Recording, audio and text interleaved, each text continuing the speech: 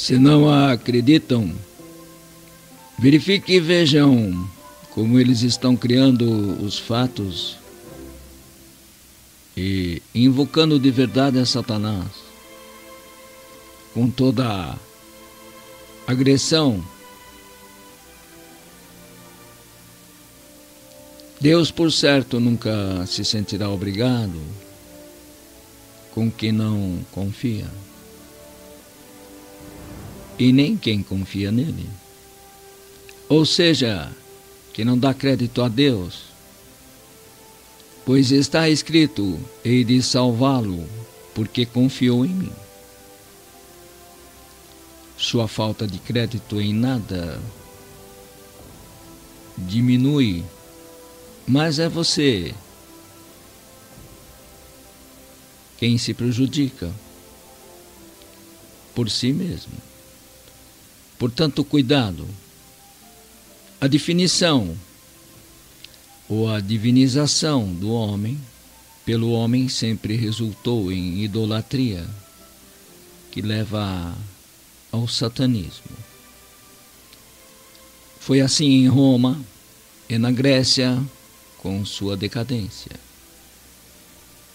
e ruína morais. E Satanás sempre exigiu guerras e sacrifícios humanos, no extremo do culto ao maligno, por detrás de um contraditório culto ao homem. Este apenas como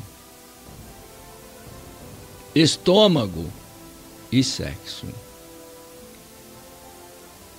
A Satanás sempre usou a tática de acusar, de radicais e de fanáticos, os que denunciam a idolatria e o fanatismo pelo demônio, o qual atualmente está tomando a juventude pelo mundo afora. Vejam, esse é o diretor de um clipe da Lady Gaga e de muitos outros famosos. Reparem na camisa que ele está usando.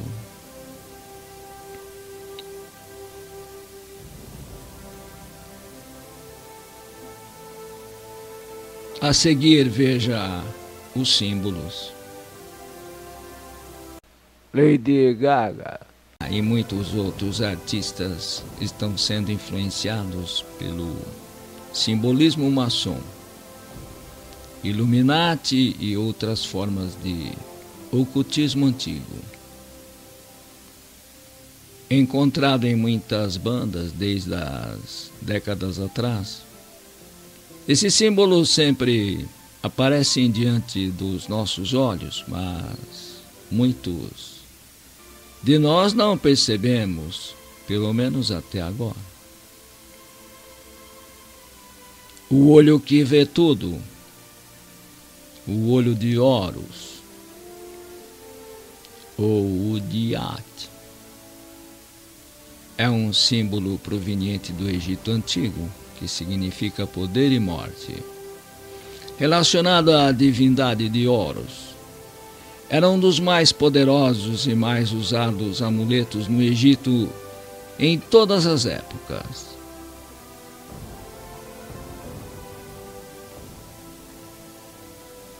Por que será que Lady Gaga tem essa fascinação por esse movimento nos olhos? Ela faz isso em todos os seus clipes. Seria apenas uma coisa legal para se fazer repetidamente? Ou teria algo por trás disso?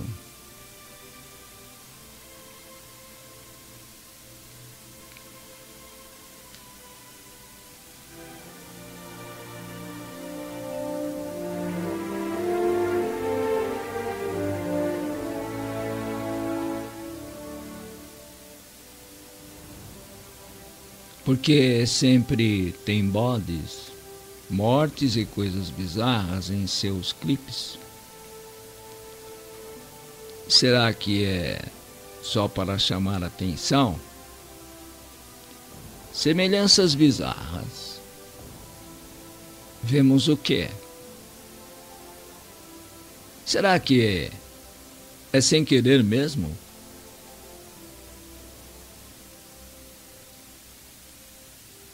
Nesta foto vemos claramente ela com o símbolo de Horus na mão e seu dançarino com a pirâmide com o olho.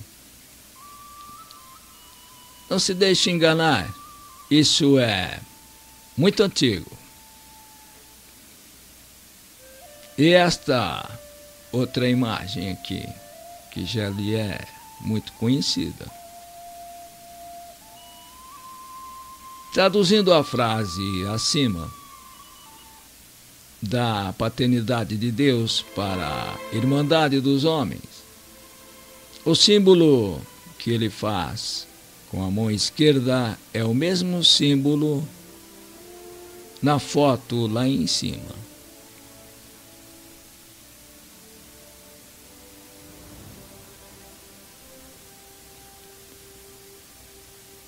Jay-Z, marido de Beyoncé. Ultimamente, assim como Lady Gaga, Jay-Z, o rapper mais famoso dos Estados Unidos, tem lançado clipes e roupas de gosto muito duvidoso. Em sua música com Alicia Keys, outro Illuminati Girl, né? Ele diz explicitamente: Jesus Cristo não pode salvar ninguém e que as igrejas deveriam desaparecer. Em outra música, ele diz sobre Jesus levar um tiro. Ele sempre está fazendo raps sobre uma nova ordem mundial. Ele sempre está fazendo símbolos com suas mãos, assim como Lady Gaga, amiga de Beyoncé, e Jay-Z. Vejam as imagens seguintes.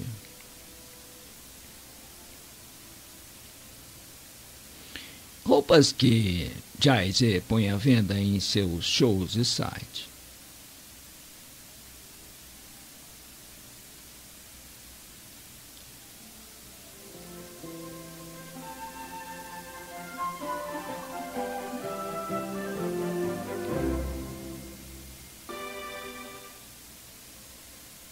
Assim como Lady Gaga e rapper Jay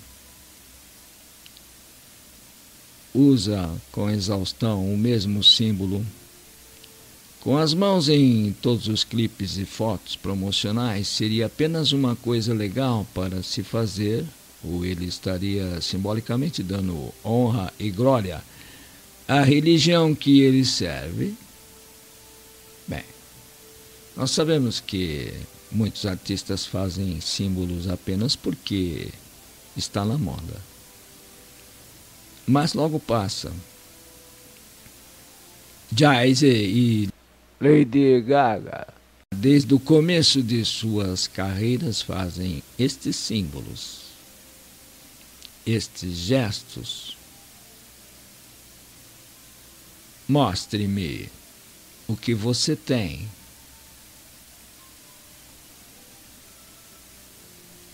Reparem sempre nos gestos à multidão. Aleister Crowley, o maior feiticeiro de todos os tempos, autodeclarado satanista. O que vemos na cabeça dele? Sim, o cantor e compositor brasileiro Raul Seixas foi um grande divulgador e seguidor da obra de Aleister. Suas principais canções sobre Crowley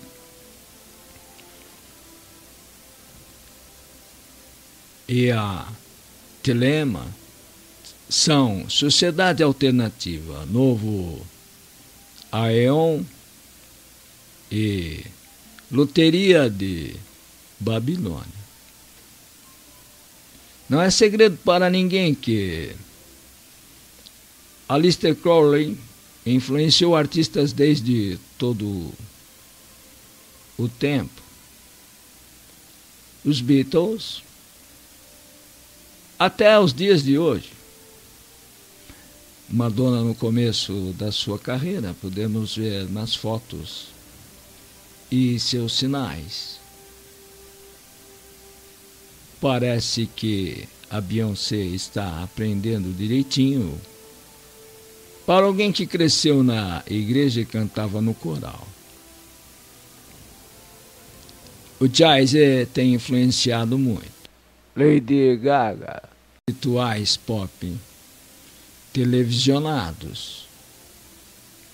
Vejam a foto. Toda de branco sendo sacrificado. Um simbolismo óbvio, né?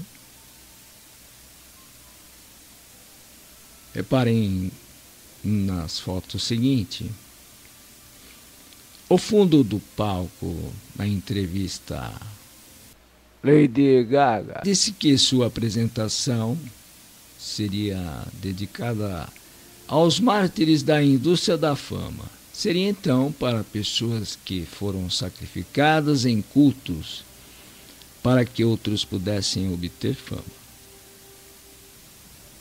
Claramente podemos ver o símbolo maçônico que imita o Templo de Salomão.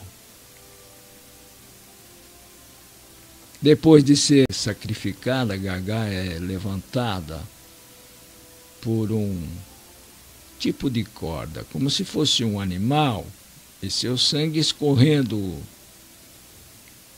O templo se enche de luz e os dançarinos fazem o sinal de adoração pelo sacrifício recebido. Na mesma noite em que Gaga se apresentou, a cantora Pink TBM fez algo inusitado. Pode ser uma coincidência ou não. Reparem, todo templo maçom tem um piso xadrez.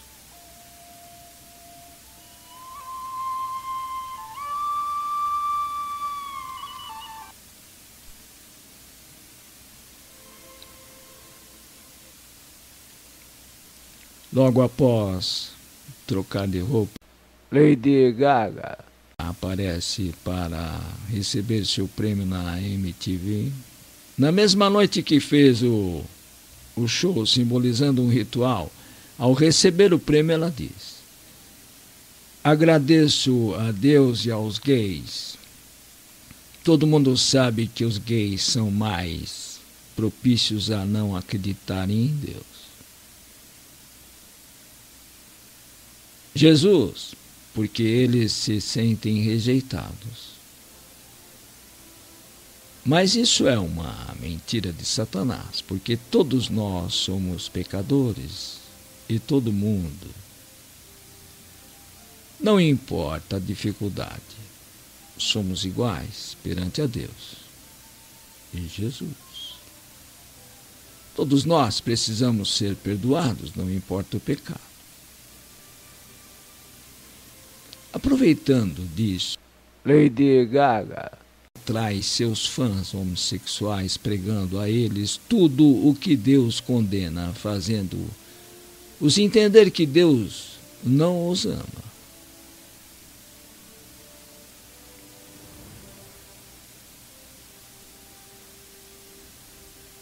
Rihanna, sabemos que Rihanna é a filhada de Jay-Z. Ele tem ensinado a ela tudo sobre sua religião, sobre Horus, sobre os deuses egípcios. Esse povo é tudo farinha do mesmo saco. Lady Gaga, Rihanna, Jay-Z, Beyoncé,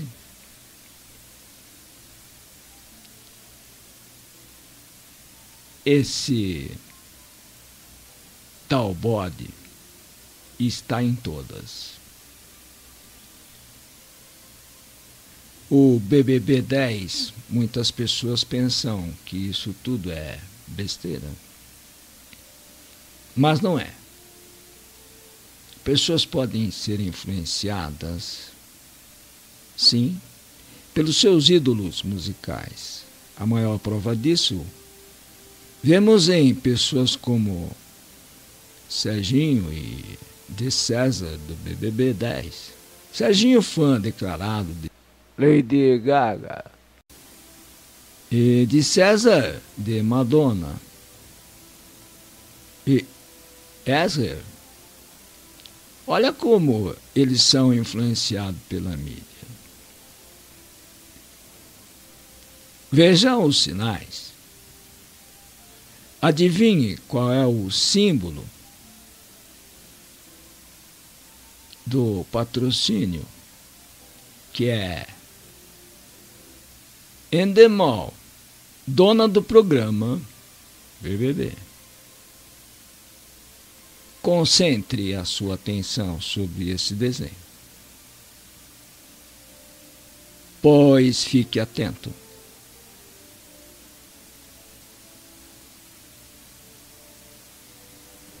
Perguntas feitas a Satanás, de nome Lúcifer. Quem o criou? Foi criado pelo próprio Deus. Bem, antes da existência do homem, Ezequiel, em 28:15. Como você era quando foi criado? Lúcifer. Vinha à existência já na forma adulta, e como Adão, não tive infância, eu era um símbolo de perfeição, cheio de sabedoria e formosura. E minhas vestes foram preparadas com pedras preciosas. Isto está em Ezequiel 28, 12 e 13. Onde você morava, Lúcifer? No jardim do Éden, e caminhava no brilho das pedras preciosas do Monte Santo de Deus. Isto está em Ezequiel 28 e 13. Qual era a sua função no reino de Deus? Lúcifer, como querubim da guarda, ungido e estabelecido por Deus. Minha função era guardar a glória de Deus e conduzir os louvores dos anjos. 1/3 deles estava sob o meu comando. Isso está em Ezequiel 28 e 14, no Apocalipse 12 e 4. Alguma coisa faltava a você, Lúcifer? Reflexivo, diminuiu o tom de voz. Não, nada. Isto está em Ezequiel 28 e 13. O que aconteceu que o afastou da função de maior honra que um ser vivo poderia ter? Lúcifer, isso não aconteceu de repente. Um dia eu me vi nas pedras como espelho e percebi que sobrepujava os outros anjos. Talvez não a Miguel ou a Gabriel. Em beleza, força e inteligência. Comecei então a pensar como seria ser adorado como Deus e passei a desejar isto no meu coração. Do desejo passei para o planejamento, estudando como firmar o meu trono acima das estrelas de Deus e ser semelhante a Ele. Num determinado dia tentei realizar meu desejo, mas acabei expulso do santo monte de Deus. Isaías 14, 13 e 14. Ezequiel 28, 15 e 17. o que detonou finalmente a sua rebelião. Lucifer, quando percebi que Deus estava para criar alguém semelhante a ele e, por consequência, superior a mim, não consegui aceitar o fato. Manifestei então os verdadeiros propósitos do meu coração. Isaías 14, 12 e 14. O que aconteceu com os anjos que estavam sob o seu comando? Lucifer. Eles me seguiram e também foram expulsos. Formamos juntos um império das trevas. Isto está no Apocalipse 12, 3 e 4. Como você encara o homem? Lucifer. Com raiva, tenho ódio da raça humana e faço tudo para destruí-la, pois eu a invejo. Eu é que deveria ser semelhante a Deus. Isto está em Pedro 5 e 8. Quais são as suas estratégias para destruir o homem? Lucifer. Meu objetivo maior é afastá-lo de Deus, eu o estimulo a praticar o mal e confundo suas ideias com um mar de filosofias, pensamentos e religiões cheias de mentiras, misturadas com algumas verdades. Envio meus mensageiros travestidos para confundir aqueles que querem buscar a Deus. Torna a mentira parecida com a verdade, induzindo o homem ao engano e a ficar longe de Deus, achando que está perto. E tem mais. Faz com que a mensagem de Jesus pareça uma tolice anacrônica.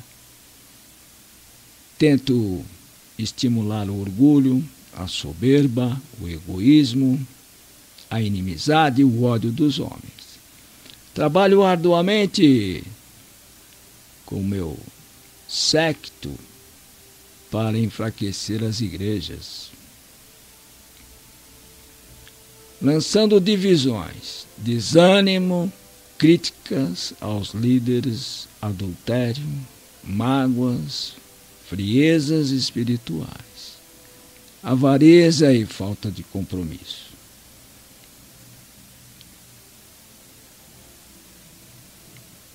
Tento destruir a vida dos pastores, principalmente com o sexo, ingratidão, falta de tempo para Deus e orgulho.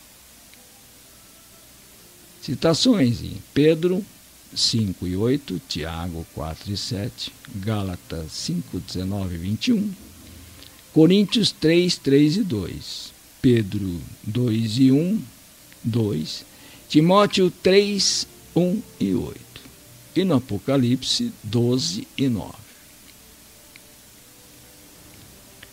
E sobre o futuro, Lucifer, com um semblante de ódio. Eu sei que não posso vencer a Deus, e me resta pouco tempo para ir ao lado do fogo. Minha prisão é eterna. Eu e meus anjos trabalharemos com afinco para levarmos o maior número possível de pessoas conosco. Ezequiel 28 e 19. Judas 6 e no Apocalipse 20, 10 e 15.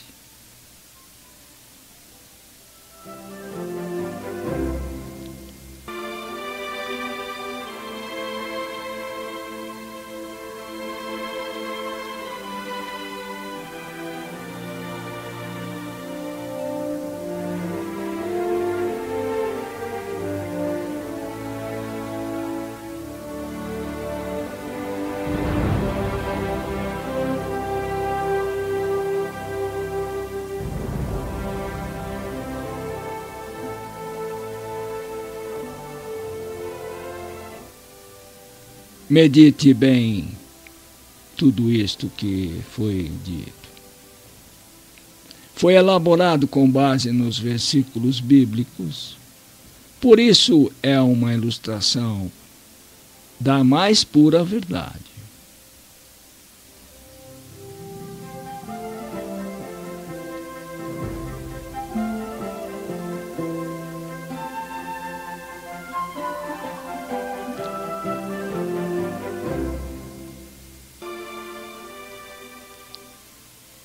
Como diz o Espírito Santo, hoje, se ouvirdes a sua voz,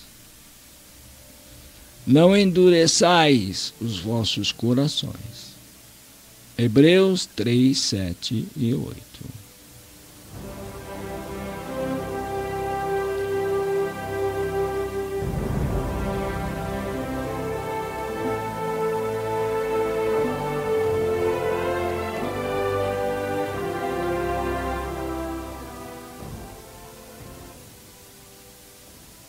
Ninguém tem maior amor do que este, de dar a sua vida em favor dos seus amigos.